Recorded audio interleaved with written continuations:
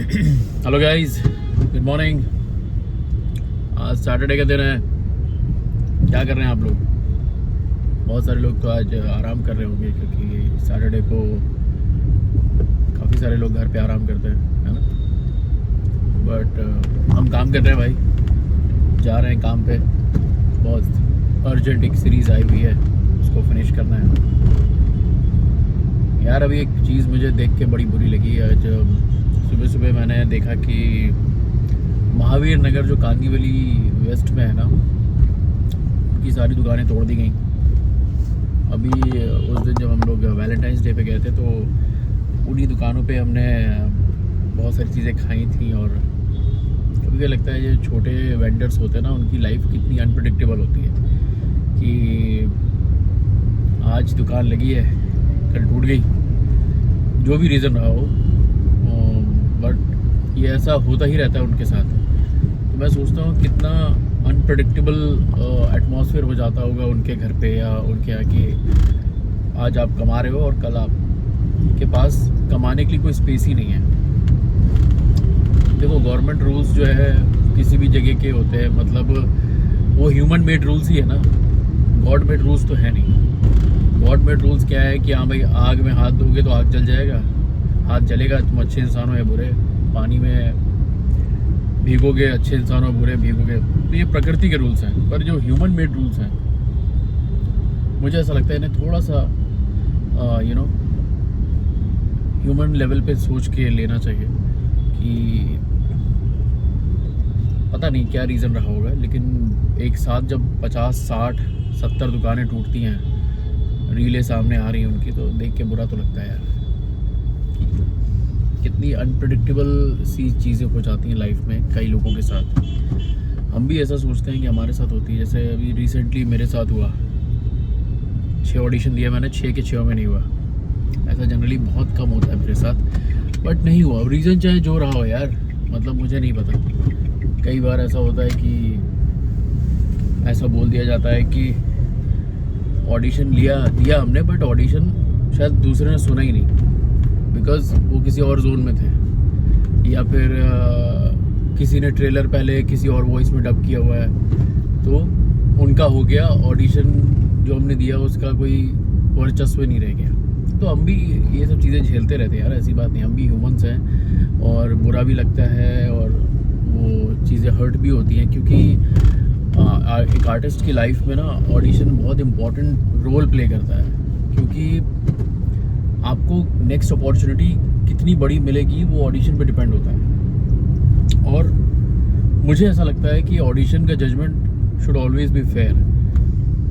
जो लोग भी ऑडिशन लेते हैं उनको प्रॉपरली बैठ के ना एक एक चीज़ पे ध्यान देना चाहिए, बॉडी लैंग्वेज से लेके हर एक चीज़ पे, कि उसके बाद अगर फाइनल होता है ना तो मुझे लगता है कि हाँ भाई प्रॉपर। लाइक एक्टिंग में भी जब मैं ऑडिशंस देता था, कई बार बहुत अच्छे ऑडिशंस होते थे और रिजल्ट मतलब शॉर्टलिस्ट हो जाते थे, पर रिजल्ट कभी कभी अपने फेवर में नहीं आता था। तो समझ में नहीं आता था कि भाई क्या ही गड़बड़ हो जा रही है लाइफ में, कहाँ पे आप ऐसा है कि चीज़ें। और ये सारे एस्पायरिंग वॉइस आर्टिस्ट के लिए भी है कि आप जब ऑडिशन देने जाते हैं तो ऐसा आप क्या करोगे कि आप अलग साउंड करोगे। फिर वहाँ पे वो बात आ जाती है कि भाई अगर आपका नहीं होता है तो चलो इससे बढ़िया कुछ आएगा। वो ह्यूमन साइकोलॉजी है। हम हमेशा यही कहते हैं अरे यार ये नहीं मिला तो इससे बढ़िया कुछ और मिलेगा, क्योंकि human always take a escape route. Escape route समझते हैं आप? एस्केप रूट होता है अपने आप को ही हम लोग सांत्वना दे देते हैं कि नहीं भाई ये नहीं अच्छा हुआ तो कुछ और अच्छा होगा। पर यही जब आपको अपॉर्चुनिटी मिली तो यही क्यों नहीं अच्छा हुआ। हम ह्यूमंस ना खुद से सवाल नहीं करते हैं। सवाल करना चाहिए, सवाल करेंगे तो जवाब मिलेगा। एंड होता है कोई फेज़ ऐसा होता है कि आप देते रहोगे ऑडिशन नहीं होगा। मेरे साथ तो ऐसा कई बार होता है, साल में 2-3 फेजेज ऐसे होते हैं कि कभी कभी आप नहीं सोचते हो, वहाँ से वो ऑडिशन जो आपने नहीं सोचा होता वो अप्रूव हो जाता है, और जिसमें आपने बहुत शिद्दत दी है, एकदम 100% दे दिया है, वो ऑडिशन होता ही नहीं है। और ऐसे कभी कभी लगता है कि किसी ऐसे इंसान का हो जाता है जिसकी आवाज़ भी शायद उतनी अच्छी मैच नहीं हो, या फिर आपने सोचा नहीं होता कि इसका हो सकता है क्या। सो ये बड़ा नॉर्मल है। ये एक्टिंग में भी होता था कि जैसे आपने, जब मैं जाता था तो कभी कभी मेरे ही किसी जान पहचान का ऐसा हो जाता था कि मुझे लगता था यार ये तो उसमें फिट ही नहीं हो सकता। बट हम सोचते हैं ऐसा लेकिन जो फाइनल करने वाले होते हैं उनका माइंडसेट अलग होता है, उनका थॉट प्रोसेस अलग होता है। पर मुझे ऐसा लगता है कि और भी क्लियर माइंडसेट और भी क्लियर प्रोसेस होना चाहिए जब भी आप किसी का भी ऑडिशन फाइनल करें या देखें, क्योंकि आर्टिस्ट ना एक बहुत ही इमोशनल ब्रीड है। हमारे इमोशंस हर्ट हो जाते हैं जब हम हमारे हिसाब से चीज़ें होती है नहीं होती हैं तो बिकॉज हम इमोशन में ही खेलते हैं ना दिन भर। अभी मैं जा रहा हूँ जहाँ पे हो सकता है मुझे पहला ही सीन रोने का मिल जाए, तो मैं बिना उस इमोशन में गए वो इमोशनल सीन कर तो नहीं पाऊँगा। तो हम लोग क्या है, हम बहुत ही इमोशनल काइंड ऑफ पीपल हैं, आर्टिस्ट्स। सो हमें उस इमोशन को समझना पड़ेगा कि हम एग्जैक्टली उस इमोशन को कैसे डील करें। बट अच्छी बात यही होती जो गीता में लिखी है कि कर्म करो फल की चिंता मत करो, बट उस पर फॉलो करना इतना आसान भी नहीं होता। क्योंकि जब आप कोई कर्म करते हैं, समझ लीजिए आपने घर में सब्ज़ी बनाई, उसके लिए आपने प्याज काटा, आपने हल्दी डाली, दाल डाली, सब कुछ भी पूरा प्रोसेस बनाया, और उसके बाद अगर जिसके लिए आप बना रहे हो या खुद के लिए भी बना रहे हो और वो दाल जल गई, बाय डिफ़ॉल्ट जल गई, या फिर उतनी अच्छी नहीं बनी जितनी आपने सोची थी, तो बुरा तो लगेगा ना। तो ऐसा तो है नहीं कि कर्म करिए और हमने फल की चिंता नहीं की। हम जब कर्म कर रहे हैं, हम जब खाना बना रहे हैं, तो हम फल की चिंता तो कर ही रहे ना कि भाई हमारा खाना खा के लोग तारीफ़ करेंगे। ऐसा तो मुझे दुनिया में लगता है कोई भी इंसान नहीं होगा जो खाना बनाता होगा और ये सोचता होगा कि भाई आज मेरे खाने की मैं बुरा खाना बनाऊंगा, फल की चिंता ही नहीं करता है ना। ऐसा नहीं होता ना। तो मैं थोड़ा रियलिटी को फेस करता हूँ मैं लाइफ में हमेशा, कि मैं जानता हूँ अपनी गलती नहीं होती कई बार। लाइक अगर उन दुकान वालों की भी बात की जाए तो हो सकता है उन्होंने लाइसेंस भी लिया हो और सब चीज़ें की हो, लेकिन अभी कुछ चीज़ें हो सकता है गवर्नमेंट के नॉर्म्स के हिसाब से ना हो, इसलिए उनकी बेचारों की दुकानें भी तोड़ दी गई। बट उनकी लाइफ स्पैन पे बहुत फ़र्क पड़ेगा ही, क्योंकि भाई आप जब एक छोटा सा टपरी भी लगाते हैं तो उसमें कितना सामान लेके आते हैं। आपके घर में कल के लिए जो आपको बेचना है उसका सामान पड़ा रहता है। आपके नीचे 3 वर्कर्स काम करते हैं जो कि खाना बना रहे होते हैं, और मतलब आपको पता है कि आज यहाँ जाके मैं काम करूँगा, लोग आएंगे। प्रॉब्लम क्या है ना कि जो भी काम दुनिया में आप डिपेंडेंसी के ऊपर होता है, और सारे काम एक्चुअली देखा जाए ना अपनी मुंबई में जो मीडिया इंडस्ट्री सब डिपेंडेंसी भी तो है। मतलब हम काम करते हैं, लाइक अगर यूट्यूब की बात करें, ये भी तो डिपेंडेंसी है। आप लोग देखेंगे तो यूट्यूब चैनल चलेगा, आप लोग नहीं देखेंगे तो यूट्यूब चैनल उसको शायद दरकिनार कर देगा उस वीडियो को। तो इट इज़ ऑल अबाउट कि अब देखो कई लोग, मुझे लगता है कि कितने डिल्यूजनल तरीका है यूट्यूब को चलाने का कई लोगों का। मैंने देखा है क्योंकि जब मैंने यूट्यूब अभी चैनल स्टार्ट किया तो देखा कि बहुत सारे लोग कुछ भी थंबनेल बना रहे हैं भाई। मतलब आप बेवकूफ़ बना के लोगों को वीडियो पे बुला रहे हो कि आप एक बार वीडियो देख लो। क्यों नहीं आप अच्छा कंटेंट बना रहे हो कि आपको वो डिल्यूजनल थंबनेल की ज़रूरत ही ना पड़े।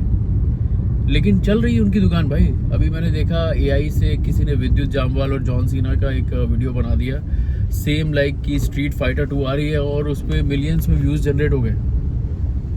हो सकता है जब रियल ट्रेलर आए तो इतनी जल्दी इतने व्यूज़ जनरेट ना हो।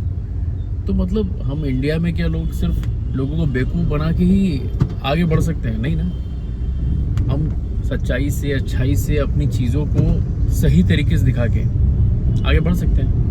मैं कभी डिल्यूजनल थंबनेल पे यकीन नहीं रखता। मैं वही थंबनेल रखता हूँ जो कि मैंने बनाया है। आपको अगर अच्छा लग रहा है तो आप देखेंगे, नहीं अच्छा लग रहा है तो आप कुछ और देखेंगे। क्योंकि डिल्यूजनल थंबनेल बना के मुझे अपने आप में ख़राब लगता है कि मैं अपनी ऑडियंस के साथ ज़्यादती कर रहा हूँ। कि भाई वो जो देखना चाहते हैं, वो जो मैं just for the core of excitement. और ये सभी मैंने देखा बहुत ब्लॉग चैनल वाले, आज क्या हो गया, आज क्या करने वाले हैं, ये कैसे खा गए। अरे क्या यार, डालो अपना नॉर्मल। और जो मेरी ऑडियंस है, जो मुझे देखना चाहती है, वो मुझे देखेगी। और जैसे आप लोग मुझे पसंद कर रहे हैं, मेरे व्लॉग्स को पसंद कर रहे हैं, अगर मैं अच्छे व्लॉग्स बनाऊंगा तो आप ज़रूर देखोगे।